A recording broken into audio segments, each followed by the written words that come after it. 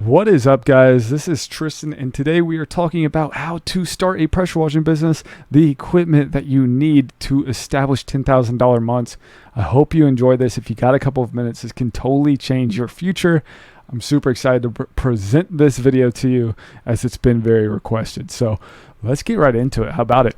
So the first thing that you need is a pressure washer. Of course, you need a pressure washer for a pressure washing business, but what pressure washer do we use? So the big thing is you need 4 gallons per minute or more. The reason why is because the more flow that you can produce, the easier and faster it is to clean. Think about it as if you jump into a pool, and instead of pressurizing your body, your body's going to be cleaned off in a second because you got more flow. So it's the same way with washing. The more flow is king rather than PSI. So that's definitely a misconception within the business, but you definitely need a 4 gallon per minute or more, because the lower it is, it's just going to be less efficient and you're not going to be able to produce as many jobs as you can in a day, which that's going to be a big factor in how you can reach that $10,000. So what I recommend, 4 gallons per minute. You can go to your local hardware store. You can get anything off Harbor Freight. You can do stuff online, and I'll attach some stuff in my bio for a 4 gallon per minute machine. I started off with a Pressure Pro belt drive. It's a little bit more on the expensive side. So if you're trying to keep your budget in a decent realm, you're going to look from $900 to about $1,500 for a 4 gallons per minute machine. But it is definitely worth it. Okay, so this is the second thing that we need. We need some pressure hose, and the pressure hose just attaches to the pressure washer. This is the hose that you're using to clean with. It's super self-explanatory, but it's gray or it can be blue, and the water goes through these lines. It produces the pressure, or the pressure washer uses the pressure, but the pressure hose keeps it in line, and you're able to clean with this hose. So you definitely need that. You're going to be at that $120 realm for about 100 feet. I would definitely recommend getting at least 200 feet to start. Okay. So the third thing that we need is we need a garden hose, and basically the bigger the circumference of the hose, so say 3/4 compared to 5/8, you're going to get more flow with the 3/4. So I would definitely recommend 3/4 garden hose when starting.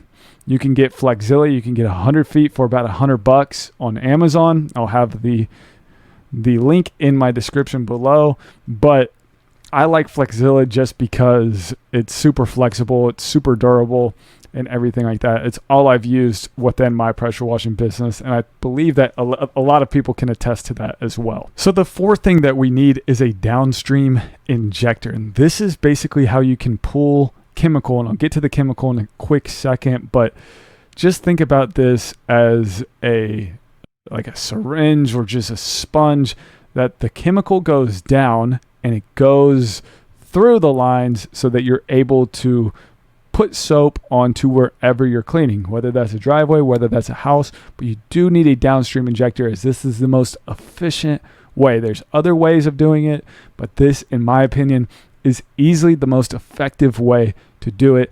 A downstream injector will cost you about $34, $30, maybe even $25, just depending on your hardware store. But it is a necessity in this pressure washing game. And it just connects to the pressure washer. It connects to the hose. It connects anywhere, but you definitely need to do it. And with the downstream injector, just make sure the arrow is pointing towards where you're cleaning. So that's the biggest thing. And then kind of pivoting off of that, the next thing that you need is some spa hose. And basically it's just like this clear hose that you can get off of anywhere, literally Home Depot. Just get about 20 feet worth, and it goes into a bucket of your chemical. This will connect to the downstream injector and basically be able to pull your chemical. This isn't going to cost you a lot of money. It's going to cost like $10 maybe, and you can get it off of any hardware store near you. So you definitely need that. So you need a pressure washing wand or a pressure washing gun, and this attaches at the end of your pressure hose. So it looks like this, or it looks like this, and basically all you do is just pull the trigger, and it spews out this chemical, this water, in order to clean. You do need one of these because you can't just go around with the hose, but you've got to have something attached to the hose, which is your pressure washing gun or your pressure washing wand. And then at the end of your wand or at the end of your gun, this is how you're going to be able to transition or pivot from fan mode to sharpshooter mode. It's called a Jrod. And a Jrod is, you can buy one off Northern Tool or your local hardware. I'll attach something in the bio, but it's basically you attach it to the end of your wand and you're able to go into a sharpshooter mode to reach those really high peaks so you don't have to get on a ladder, or you can go onto fan mode. This is a super, super duper important tool because you need to reach different heights and you need to put different types of pressure onto different types of surfaces. This is how you can do it with the Jrod. So Jrod, you attach it to the wand or gun. Super easy process. And let's get into the next one. So you need a pump up sprayer of any type. Literally, you can get one off your local hardware store for $20 and you just pump up spray. You can put your chemical in it and pump up spray certain surfaces that are have really thick grime. It's super duper important because the pump up sprayer will allow you to put different strengths of your chemical onto it.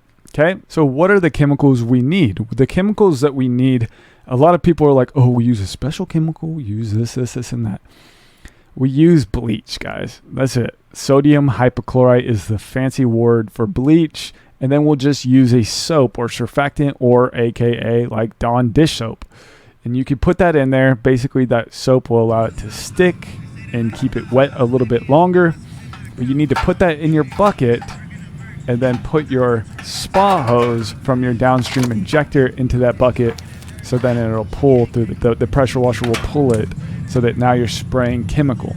Okay, a lot of stuff is optional, like tanks and stuff, but I don't think you need that initially. I truly don't. And like even a trailer, like you don't even have to have that initially. If you have a pickup truck, that is more than doable. Just put all the stuff in the back and you could start up super simply, guys. So simple. One of the things that you do need is a ball valve, and basically the ball valve is how you shut off the water without turning off the pressure washer. And you can do different attachments.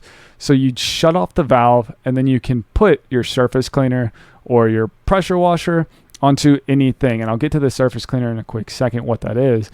But you could switch your attachments.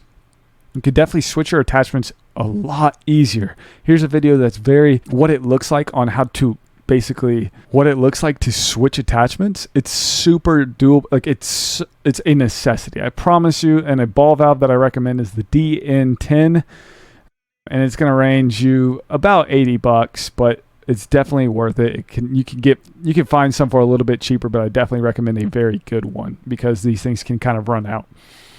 And then the surface cleaner. You need a surface cleaner. Basically, a surface cleaner is those big wheels that you see some of those pressure washers use.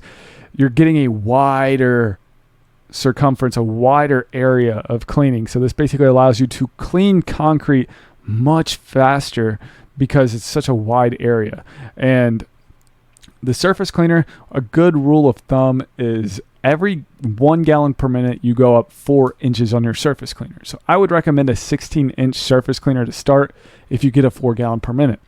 These things are a game changer and you must have one. Okay, so if you're looking to buy all this stuff, I would definitely, you got to have a surface cleaner, guys. And then you've got simple stuff like gas cans. You need gas cans. You need 2 gas cans, 1 gas can just filled with gas, and then 1 other gas can filled with gas and 2-stroke oil.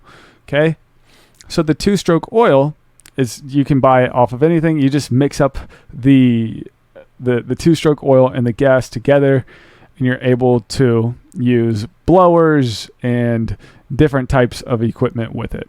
And so pivoting into my next one, you definitely need a blower because you need to blow off the entire surface before. You need to blow off the entire surface before you clean and then after you clean, because this is going to give the perception of a lot more cleanliness. You don't want to leave grass or rocks whenever you clean after.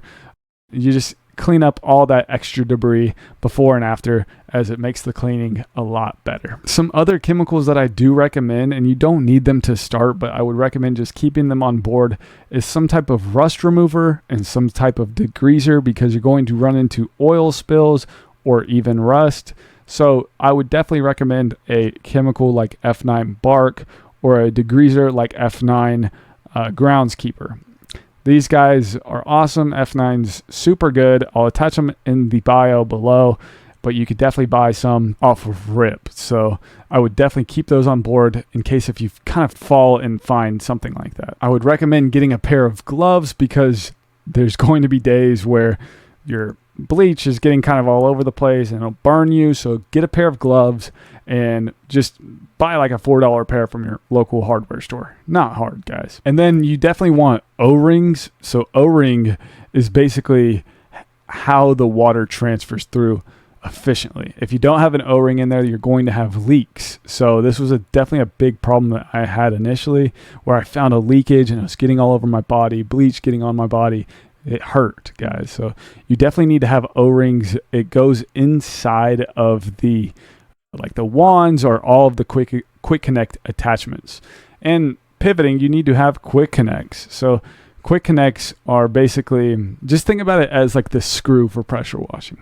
So basically you have a female and a male, and the female goes inside the male, or the male goes inside the female. And basically all you do is just pull the quick connect and then it'll go in. It's not hard, but it's the screw of pressure washing. Keep a lot of them on board, because some of them will rust out. And even if your pressure hose like kind of bursts out, you want to be able to mechanize and just keep some on board in case if anything kind of happens. I like to keep some like a toolbox, like they call it an kit, but you like to keep a little bit of a toolbox of like wrenches and of quick connects and of O-rings. In case if anything happens, you definitely want to keep something on board and have just additional stuff, so that if a hose pops or something goes wrong, you're able to fix it very quickly and have that toolbox available for you. Just put it in the back of your truck or put it in the back of your car, and you'll thank me later. If you're going for a trailer setup, you can definitely get a trailer off of Facebook Marketplace. I would definitely go the cheaper route initially. You don't want to spend too much on equipment at start, but you definitely if you're going the trailer route, get a hitch, get a ball, and get a trailer. Like of just literally, you can get one for like 5x8 or even smaller than that. But put all your stuff on board, and it'll keep you organized, because a lot of this stuff will go out, and it'll the more you're organized, it is so much easier to be efficient. So you definitely want to keep that on board. And guys, that's about it, honestly. I'll attach everything in the bio below, but if you found any type of value out of this video, it would really mean a lot if you can smash the subscribe button, as I'm posting a ton of value regarding just kind of the industry, entrepreneurship as a whole. And I want to keep helping you guys out. So this just definitely motivates me, guys. I love each and every single one of you guys. If you like this type of video, then I go over like marketing on how to find jobs in the business as well in this video right here. It's going to be smack dab in the middle of your screen. I hope you enjoyed this, and you have a great day, okay? So peace out. Much love.